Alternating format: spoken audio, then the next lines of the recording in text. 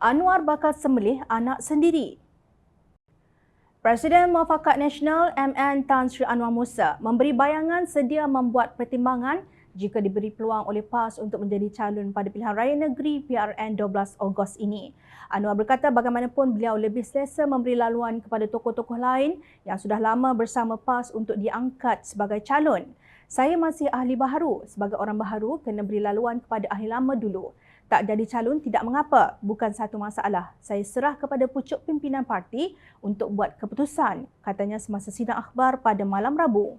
Sebelum itu beliau menyampaikan ceramah Pakat Pertahanan Kelantan, PAS pilihanku di sini. Menurut Anwar, pemilihan individu untuk menjadi calon PAS berbeza dengan amalan parti lamanya iaitu UMNO. Ujarnya selepas melalui tapisan oleh Majlis Syura Ulama, nama-nama calon akan diturunkan kembali kepada Badan Perhubungan Negeri dan Akar Umbi sebelum diisytiharkan sebagai calon untuk PRN nanti. Media sebelum ini melaporkan Majlis Syura Ulama PAS dijangka melakukan tapisan calon parti itu bagi menghadapi PRN pada Jumaat ketika desas-desus bekas ahli Parlimen Ketereh Anwar yang baru menyertai parti itu mungkin tersenarai sebagai calon di Kelantan. Segala keputusan berkenaan diserahkan kepada Perhubungan PAS negeri itu selain proses tapisan Majlis Syura Ulama dijadual diadakan pada Jumaat ini. Dalam masa yang sama, PAS tidak mempunyai masalah untuk mempertimbangkan penyertaan bekas pengurusi Badan Perhubungan UMNO Selangor, Tan Sri Noor Omar ke dalam PAS dan menjadikannya sebagai salah seorang calon pada PRN nanti. Mursyidul AMPAS, Datuk Hashim Jassin berkata, nama Anwar adalah antara yang mungkin diletakkan dalam senarai calon yang akan dikemukakan kepada Majlis Syura Ulama PAS bagi tapisan. Bagus betul parti yang dikatakan mempertahankan Islam ini. Hebat betul tapisan untuk memastikan seseorang itu layak atau tidak untuk menjadi calon dalam pilihan raya.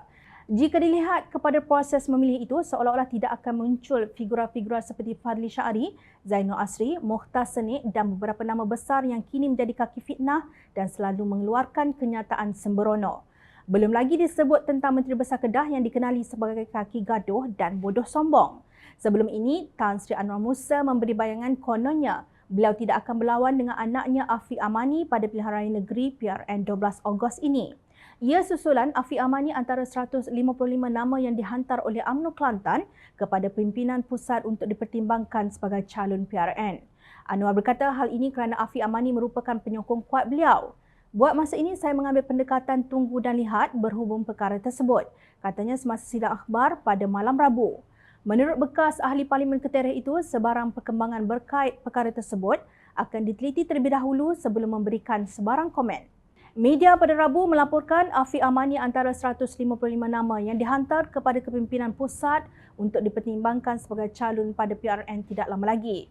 Ketua Penerangan UMNO Kelantan, Datuk Zawawi Osman berkata, Afiq Amani dinamakan oleh UMNO Ketereh untuk bertanding di salah satu DUN dalam parlimen berkenaan. Walaupun berbeza wadah perjuangan parti dengan anaknya, Anwar Musa menegaskan betapa anak lelakinya Afiq Anwar tetap merupakan penyokong kuatnya. Malah kata bekas pemimpin UMNO itu tidak akan berlaku pertemuan antara beliau dan Afiq Amani yang juga Ketua Pemuda UMNO Ketereh pada pilihan raya negeri nanti. Saya akan tengok perkembangannya. Tak payah kalau-kalau pertemuan itu takkan berlaku.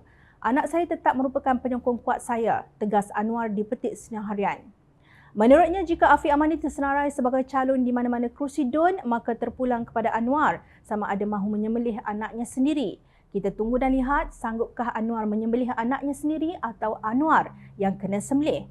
Selamat maju jaya buat kedua-duanya. Apapun jom channel nak bagi pesanan kepada PAS, kalau nak tapis calon, gunalah penapis yang lebih halus agar tidak bolos mereka yang hanya tahu melalak dan meraung tetapi tidak tahu buat kerja. Apalagi yang bodoh sombong.